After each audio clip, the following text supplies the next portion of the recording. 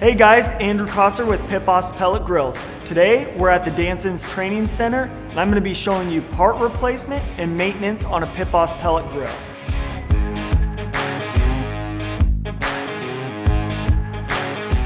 In this video, we're going to go ahead and show you how to remove and replace your grill's igniter. We've already gone ahead and taken all of our internals out of the grill and the hopper's been removed. We will then go ahead and actually clip the zip ties holding your wires in place. You're going to want to do that using either scissors or wire snips, being extremely careful not to clip any wires while you're doing this. Once your wires have been clipped, then we can move inside the grill and actually work on removing our igniter. The first thing that we're going to need to do is remove the 4 screws that hold your fire pot in place.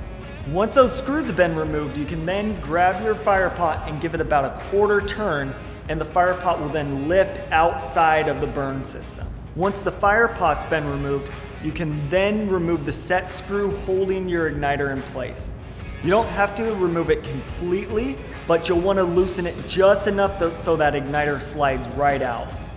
From there, all you're going to do is from the hopper side, pull the igniter wires out and completely pull the igniter from the burner, and then you'll disconnect the MOLEX connectors holding it to the control board.